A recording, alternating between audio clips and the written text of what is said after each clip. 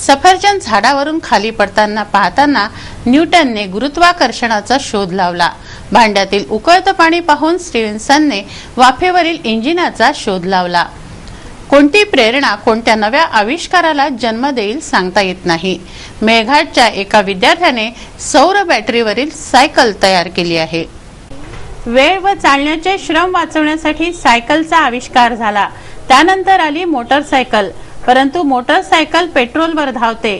पेट्रोलच्या वाढत्या किमती व वाढतं प्रदूषण यावर पर्याय म्हणून मेळघाटच्या 9वीच्या विद्यार्थ्याने सौर बॅटरीवरील सायकल शोधून काढली आहे। ही सायकल महाराष्ट्र शासनाच्या वतीने आयोजित प्रदर्शनात ठेवली जाते आहे। सौर ऊर्जेवर चार्ज होणाऱ्या बॅटरीवर ही सायकल चालते। 30 किलोमीटर प्रति तास असा वेग या सायकलचा असून पेडल मारण्याची गरज नाही। सूर्यप्रकाशात अविरत चालणारी ही सायकल रात्री 40 किलोमीटर इतकी चालते। Solar panel, battery, indicator, light, speedometer, accelerator, brake आदी सुविधा सोलर चलित मोटर मागील चाकाच्या हब मध्ये फिट करण्यात आली आहे। मेळघाटच्या डॉक्टर आशिष सातव यांचा मुलगा 9व्या वर्गात शिकणारा अथांग सातव याने ही सायकल तयार केली आहे। मी एक सोलर बायसिकल बनवली आहे। काय विशेषता आहे त्याची? ही सोलर बायसिकल बिना पॅडल मारता 40 किलोमीटर चालते आणि ती 30च्या स्पीडवर चालते। तिची स्पीड 30 किलोमीटर 30 किलोमीटर एका तासात ती 30 किलोमीटर। चढाव वगैरे? चढावात तिची स्पीड 25 होते। त्याला क्रँकिंग करू शकता तुम्ही, पॅडल मारू शकता त्यावेळेला? गरज नाही पडत पॅडल मारायची। हे सोलर पॅनेल्स बॅटरीला चार्ज करतात। या सोलर पॅनेल्सला उन्हाची गरज नसते, फक्त आभाळ राहिलं तरी चालते। तर हे 2 सोलर पॅनेल बॅटरीला 6 तासात चार्ज करतात। याच्यात 2 बॅटरीज आहेत 17 एम्पियरच्या आणि त्या सिरीज मध्ये कनेक्टेड केल्या आहेत। याची आयडिया मला माझ्या बाबांनी दिली। ते नेहमी म्हणायचे की तू असं काहीतरी सोलरवर सायकल कर ज्याने पेट्रोल आणि डिझेल लागणार नाही। तर मी बाबांच्या माझ्या आयडियावर खूप विचार करून ही सायकल बनवली। बॅटरीज जे आहे त्या बॅटरीजला थोडं अजून हलकं लिथियम आयन नावाच्या एक वेगळ्या प्रकारच्या बॅटरीज येतात। त्यांनी समजा वेट आता 10 किलो आहे तर त्यांनी वेट 3-4 किलो होऊन जाईल। तर मी त्या बॅटरीज लावणार आहे आणि पॅनेल्सला अजून थोडं वेटलेस करणार आहे। त्याला हे सगळं जे कव्हरिंग आहे ते काढून याला असं वर करणार आहे, म्हणजे त्याचं वेट खूपच कमी होऊन जाईल। धारणी तालुक्यात सायन्स एक्झिबिशन होतं, तिथे माझा पहिला रँक आला आणि नंतर मी डिस्ट्रिक्ट लेवल साठी अमरावतीला आलो, तिथेही माझा प्रथम क्रमांक आला। आता मी 19 तारखेला 19 डिसेंबरला रत्नागिरीला अंबाव नावाच्या गावात 19 जानेवारीला अंबाव नावाच्या गावात ही सायकल घेऊन जाणार आहे। मकर संक्रांती निमित्त विजय कॉलनीतील बेलोकर हॉस्पिटल येथे हळदी कुंकवाचा कार्यक्रम घेण्यात आला। आकर्षक सजावट, तिळगुळाचं आदान प्रदान, वाणांचं वाटप येथे करण्यात आलं। मकर संक्रांती निमित्त विजय कॉलनीतील बेलोकर हॉस्पिटल येथे हळदी कुंकवाचा कार्यक्रम घेण्यात आला। शहरातील मान्यवर अधिकाऱ्यांच्या सौभाग्यवतींसह महिलांनी हळदी कुंकू कार्यक्रमात सहभाग घेतला। आकर्षक सजावट येथे करण्यात आली होती। उखाणे स्पर्धेचं आयोजनही करण्यात आलं। घर दोघांचं दोघांनी आवरायचं, रामरावांनी पसरवलं तर सर्दीने आवरायचं। चूल चुलीतून निघाला दूर, रामरावांच्या खिशाला गुलाबाचं फूल। अजयरावांना आयुष्य मिळो आज आशीर्वाद दे मला। गणेशाच्या मूर्तीवर दुर्वांची जोडी, हे गणपती बाप्पा सुखदेव अजय माधुरीची जोडी। जन्मदिला मातेने पालन केले पित्याने, अजयरावाचं नाव घेते पत्नी या नातेने।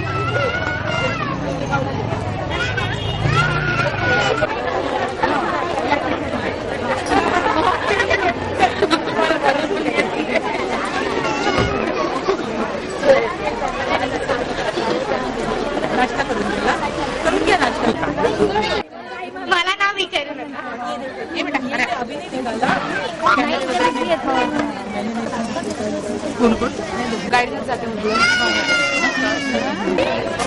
प्राजक्ताच्या फुलांच्या रम्य पसरल्या राशी, गोपाळरावांचे नाव घेते हळदी कुंकवाच्या। अत्तर गुलाब देऊन महिलांचं स्वागत येथे करण्यात आलं। डॉक्टर पूनम बेलोकार यांनी सहर्ष महिलांना वाण, तिळगुळ दिलं।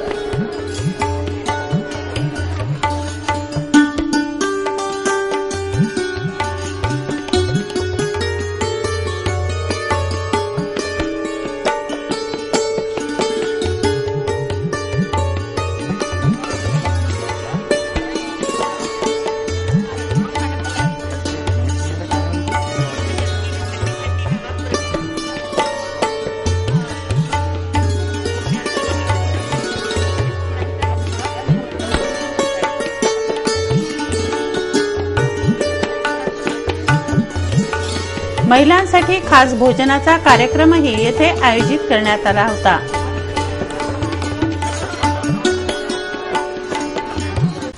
कोल्हापुरी बंधाऱ्यासाठी शासनाने खर्च केला, मात्र त्याचं काम झालं नाही। पाटबंधारे वाहून गेले। याविषयी शासनाने चौकशी करावी अशी मागणी जिल्हा परिषद सदस्य रवींद्र मुंद्रे यांनी केली आहे। जिल्ह्याच्या विकासाच्या दृष्टिकोनातला जर विषय पाहिला तर आपल्या राज्य शासनाचे जे प्रतिनिधी आहे, या प्रतिनिधींनी खरं म्हणजे शेतकऱ्यांच्या बाबतीत जर या लोकांनी जर विचार केला, शेतकऱ्यांच्या लोकांना न्याय द्यायचा जर असेल, शेतकरी लोक ओलिताची शेती केली पाहिजे, हा जर दृष्टिकोन लोकप्रतिनिधी जर ठेवला तर या जिल्ह्यातला शेतकरी चांगल्या प्रकारे आपल्या ओलिताची शेती करून चांगलं उत्पन्न सुद्धा उत्पन्न काढू शकते। आणि यासाठी या जिल्ह्यात मोठे मोठे कोल्हापुरी बंधारे आहे, मोठे मोठे तलाव आहे, मोठे मोठे धरणं आहे, हे जर राज्य शासनाच्या प्रतिनिधी जर आणले तर या जिल्ह्यातला विकास 100% झाल्याशिवाय राहणार नाही। पण त्यापूर्वी मला एक सांगायचं एकच आहे की या कमीत कमी 10 ते 15 वर्षापासून लघु पाटबंधारे स्थानिक स्तर या विभागाने आपल्या जिल्ह्यामध्ये कमीत कमी 200 करोड रुपयाचे कोल्हापुरी बंधाऱ्यांची मोठी मोठी कामं केली। आणि ती कामं केल्यानंतर पावसाळ्याच्या सीझनमध्ये ती काही ठिकाणचे पियर्स वाहून गेले, ते नादुरुस्त झाले, पण ते दुरुस्त सुद्धा केलेले नाही। तो करोड रुपये सुद्धा शासनाचा त्या वाया गेलेला आहे। प्रादेशिक परिवहन विभागातर्फे रस्ता सुरक्षा अभियान राबवण्यात येत आहे। या पंधरवड्यात विविध उपक्रम राबवण्यात येत आहेत। शुक्रवारी शालेय विद्यार्थ्यांना वाहतुकीच्या नियमांची माहिती देण्यात आली। शहर वाहतूक शाखेद्वारे वाहतुकीच्या नियमांबाबत विद्यार्थ्यांना मार्गदर्शन करण्यात आलं। हबीबनगर येथील फ्रेंड्स उर्दू स्कूलच्या विद्यार्थ्यांना नियमावली सांगण्यात आली। प्रादेशिक परिवहन विभागातर्फे रस्ता सुरक्षा अभियान अंतर्गत हा कार्यक्रम राबवण्यात आला। शहर वाहतूक शाखा अमरावती शहर यांच्याकडून 11 जानेवारी ते 25 जानेवारी या दरम्यान रस्ता सुरक्षा अभियान राबवले जात आहे। त्यानिमित्त वाहतूक शाखेकडून विविध कार्यक्रम आयोजित केले जात आहे। त्यामध्ये जे शालेय विद्यार्थी आहेत त्यांना वाहतूक नियमांबाबत जनजागृती करून त्यांच्यामध्ये रस्त्यावरून चालताना योग्य ती सुरक्षितता, सायकलवरून असो या मोटरसायकलवरून असो या पायी असो, ते चालताना योग्य ती सुरक्षितता घेऊन चालणे याबाबत मार्गदर्शन करण्याचे कार्यक्रम श्यामनगर येथील लोटस इंग्लिश प्रायमरी स्कूलमध्ये पॅरेंट्स डे साजरा करण्यात आला। विद्यार्थ्यांनी रंगारंग कार्यक्रम सादर केले। मोठ्या संख्येने पालक, शिक्षक व विद्यार्थी या कार्यक्रमाला उपस्थित होते। या कार्यक्रमाला महापौर रीना नंदा यांनी भेट दिली।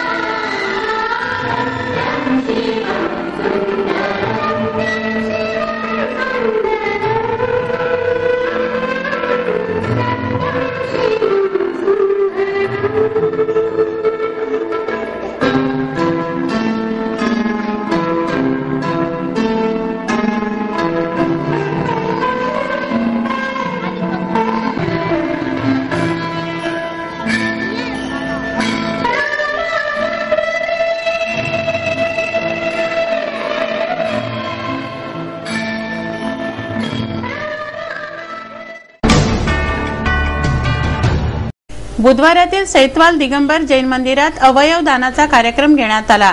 अवयव दान हे श्रेष्ठ दान आहे। या दानाने नव्याने जन्मण्याचा आनंद अनुभवता येतो। राष्ट्रीय जैन महिला जागृती मंच, पुलक जनचेतना मंच व सैतवाल दिगंबर जैन मंदिर यांच्या संयुक्त विद्यमाने अवयवदान श्रेष्ठदान हा कार्यक्रम घेण्यात आला। महिला जागृती मंचाच्या राष्ट्रीय उपाध्यक्ष लता सिंगई यांच्या हस्ते दीप प्रज्वलन करून कार्यक्रमाला सुरुवात झाली। कार्यक्रमात मान्यवरांचा सत्कार करण्यात आला। या कार्यक्रमात 25 जणांनी अवयव दानाचा संकल्प घेतला। किडनी तज्ञ डॉक्टर अविनाश चौधरी, डॉक्टर गोविंद कासट, हरिना नेत्रदान संस्थेचे मनोज राठी, अवयव दान प्रचार समितीचे सुनील चौधरी, पुलक जनचेतना मंचाचे अध्यक्ष अभिनंदन पेंढारी यांच्यासह मोठ्या संख्येने समाज बांधव कार्यक्रमाला उपस्थित होते। सुनीता शहाकार यांनी कार्यक्रमाचं संचालन केलं।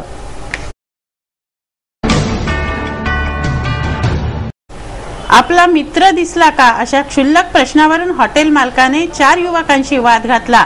वादाचं पर्यवसान हाणामारीत झालं। या प्रकरणी गाडगेनगर पोलिसात तक्रार दाखल करण्यात आली, मात्र गाडगेनगर पोलिसांनी निर्दोष युवकांनाच फसवल्याचा आरोप करण्यात आला आहे। माझ्या भावावर खोटे गुन्हे हॉटेलवाल्यांनी टाकले। पंचवटीवर श्री हरदेव रिफ्रेशमेंट जे हॉटेल आहे त्यांनी माझ्या भावाला आणि त्यांच्या मित्रांना मारहाण केली आणि त्यांनीच उलटा माझ्या भावावर आणि त्यांच्या मित्रांवर चौघांवर खोटा गुन्हा दाखल केलेला आहे की त्यांनी त्यांच्या हॉटेलमध्ये दरोडा टाकला। जर वास्तविक पाहता माझ्या भावालाच आणि त्याच्या मित्रांनाच मारहाण आणि त्यांनीच खोटा गुन्हा त्यांच्यावर टाकला। PSI चव्हाण हे या गुन्ह्याचा तपास करतायत, पण त्यांनी तपास बरोबर केला नाही आणि या गुन्ह्याची जी चौकशी आहे, जी खरी घटना आहे त्याच्याबद्दल पूर्ण माहिती न घेता यांना दरोड्याचे आरोपी म्हणून सेंट्रल जेलमध्ये यांनी 10 दिवस काढलेले आहेत आणि आम्ही CP ऑफिसमध्ये याची तक्रार देण्यासाठी आम्ही CP ऑफिसमध्ये आलेलो आहोत। सर्वोच्च न्यायालयाच्या आदेशानुसार व केंद्र सरकारच्या कायद्यानुसार शहर फेरीवाला समितीच्या मीटिंगमध्ये घेतलेल्या निर्णयानुसार शहरातील सर्व प्रकारच्या हॉकर्सचं सर्वेक्षण करून व्यवसाय करण्याचं प्रमाणपत्र व ओळखपत्र देण्याची मागणी महाराष्ट्र स्टेट हॉकर्स फेडरेशनने केली आहे। या संदर्भात त्यांनी मनपा आयुक्तांना निवेदन दिलं। अमरावती शहरातील सर्व हॉकर्सला जागा देण्यात यावी, लायसन्स देण्यात यावं, ओळखपत्र देण्यात यावं व त्यांची सर्वेक्षण करून नोंदणी करण्यात यावी असं कायद्यामध्ये लिहिलं आहे। त्या कायद्याची अंमलबजावणी 3 महिन्यामध्ये करण्याचं आश्वासन आजच्या मीटिंगमध्ये आमदार साहेबांच्या समोर माननीय रविभाऊ राणा आमदार साहेबांच्या समोर महानगरपालिका आयुक्तांनी दिलेलं आहे आणि हेच मागणी घेऊन आम्ही या ठिकाणी आलो होतो। 3 महिने वाट बघू, झालं नाही तर पुन्हा यापेक्षा तीव्र आंदोलन करू। ट्रान्सपोर्ट नगरमध्ये ट्रक टर्मिनल बांधण्यासाठी मनपाने येथील वस्ती हटवली। या रहिवाशांनी मनपा आयुक्तांना निवेदन दिलं व पर्यायी जागेची मागणी केली। महानगरपालिका जागेवर आपलं जीवन यापन करत आहे। भीक मागणारे लोक आहेत, त्यांच्यापाशी आधार कार्ड आहे, निवडणूक कार्ड आहे, त्यांची राहण्याची व्यवस्था नसल्यामुळे ते कॉर्पोरेशनच्या महानगरपालिका जागेवर ज्यांचे उतरत होते यांनी पाल टाकून राहत होते, आपले जीवन यापन करत होते। हे यांचे मुलं बाळ शिकत होते। आज यांचे 15 वर्षात 3 वेळा यांचं जीवन उद्ध्वस्त करण्यात आलं, ते झोपडा उद्ध्वस्त करण्यात आल्या। तरी यांच्या जीवनाच्या 2013मध्ये यांच्याशी बोलणं असं झालं होतं की आम्ही तुम्हाला जागा देऊ आश्वासन दिलं होतं, तरी आज यांच्या आजपर्यंत जागा देण्यात आली नाही आणि अजून यांच्या अतिक्रमणामध्ये यांचे झोपडा उद्ध्वस्त करण्यात आले। अशा पद्धतीने शासनाचे वारंवार यांच्यावर हे अतिक्रमणच्या झोपडा तोडण्यात अतिक्रमणामध्ये झोपडा तोडण्यात येत आहे। यांच्या मुलांचं जीवनचं जे शिक्षणाचं जे आहे शिक्षणापासून वंचित राहत आहेत आणि भारत आपलं आजच्या दिवसात आपण कुठं जगात पहिला नंबर होतो आहे, तरी आज यांच्या जीवनावर कोणी हे टाकत नाही। दस्तूर नगरातील अतिक्रमण मनपाने हटवलं। या व्यावसायिकांनी मनपा आयुक्तांना निवेदन दिलं। दुकानं हटवल्याने व्यावसायिकांवर उपासमारीची वेळ आली आहे, तेव्हा व्यावसायिकांना पर्यायी जागा देण्याची मागणी त्यांनी केली आहे। म्हणजे आम्हाला अतिक्रम जसं आमचे गरीब लोक अतिक्रम मध्ये बसलो होतो, आम्ही सगळं उचललो तर फेकफाक केलाय ना दुकानं साहेब। दस्तूर नगर चौक कशाची दुकान होती तुमची? सगळं भाजीवाले, फुलंवाले, मटनवाले, चाय कॅन्टीनवाले, हॉटेलवाले, पुढे परेशानी आले साहेब. आमच्या घरचे लोक बायको लेकरं इकडे सगळे उपाशी आहे. तुम्हाला नोटीस नाही दिली होती का? आधार परवाना आहे, टॅक्सेशन भरत आहोत, शापॅक लायसन आहे, सर्व देण्यानंतर अधिकृत असून पण आम्हाला काही गवळीपुरा येथील मोठी नगीना मस्जिद आणि मुस्लिम गवळी समाज भवनाच्या मध्ये बांधण्यात येणाऱ्या मोबाईल टॉवरचं बांधकाम त्वरित थांबवावं अशी मागणी गवळीपुरा वासियांनी केली आहे. या संदर्भात त्यांनी मनपा आयुक्तांना निवेदन दिलं. नगीना मस्जिदच्या समोर आणि समाज मंदिराच्या समोर एक 4GB म्हणजे याला 4GB म्हणतो, 4GB रिलायन्सचा टावर उभारला होता. पण त्या संदर्भामध्ये आम्ही सर्व लोकांनी ऐकलं, आयुक्त साहेबांनी ऐकून घेतलं. आयुक्त साहेबांनी ऐकून घेतल्यानंतर त्यांनी त्यांच्या डिपार्टमेंटला मार्क केलं की बाई ताबडतोब त्याच्यावर ऍक्शन घेण्यात यावी आणि तिथले अधिकारी जाऊन त्यात तपासणी करतील. पण आता आजची तारीख आहे म्हणजे 12 तारखेला दिलं आणि आजची तारीख 16 तारीख आहे. 16 तारखेपर्यंत कुठला अधिकारी आले नाही आणि 40 फूट गड्डा खोदला. 40 फूट गड्डा खोदून त्याच्यावर मोठे मोठे सलाका लावले आणि त्याच्यामध्ये कोणी पडलं असतं, मरण पावलं असतं, लहान मुलगाला काही अपघात झाला असता तर याला जबाबदार कोण? पण या अलगर्जी लोकांनी आज टावर उभं केला आणि महानगरपालिकामध्ये कुठलीही परमिशन नसताना, बांधकाम परमिशन नसताना त्यांना मनपाने परमिशन दिलं आहे तरी हे टावर बांधलं. म्हणजे किती मोठे अधिकाऱ्याचा संगनमत असेल. पंचशील नगर येथील घरकुल व बीपीएलचं सर्वेक्षण करण्यात यावं अशी मागणी पंचशील नगरच्या महिलांनी केली आहे. अर्ज करून सुद्धा यादीमध्ये नावं समाविष्ट झाले नाही, हे नावंही समाविष्ट करावीत असं या महिलांचं म्हणणं आहे. त्यांनी मनपा आयुक्तांना या संदर्भात निवेदन दिलं. महानगरपालिकेने जो सर्वे केला होता बीपीएलच्या यादीमध्ये नाव नोंदण्यासाठी, त्या यादीमध्ये नाव नोंदण्याकरिता आमच्या पंचशील नगरच्या सर्व महिलांनी अर्ज सादर केले होते. परंतु आजपर्यंत त्या महिलांना कुठल्याही प्रकारचं बीपीएल कार्ड मिळालेलं नाही आहे. ते बीपीएल कार्ड नसल्यामुळं महानगरपालिकेमध्ये जे आज 2-2.5 लाखाचं घरकुल आहे, त्या 2-2.5 लाखाच्या घरकुलापासून या सर्व माझ्या महिला भगिनी वंचित आहेत. आज एकाही महिलेला कुठल्याही प्रकारचं घरकुल मिळत नाही आहे. अनेक शासनाच्या योजना त्या बीपीएल कार्डामुळे असल्यामुळं त्या महिला वंचित असल्यामुळं आम्ही आज आयुक्त साहेबांना निवेदन देऊन त्यांना विनंती करणार आहोत की महानगरपालिकेचा आमचा पंचशील नगर एरिया बीपीएल कार्डापासून वंचित असल्यामुळं आम्हाला तात्काळ आपण बीपीएल कार्ड द्यावं जेणेकरून आम्हाला घरकुल मिळतील.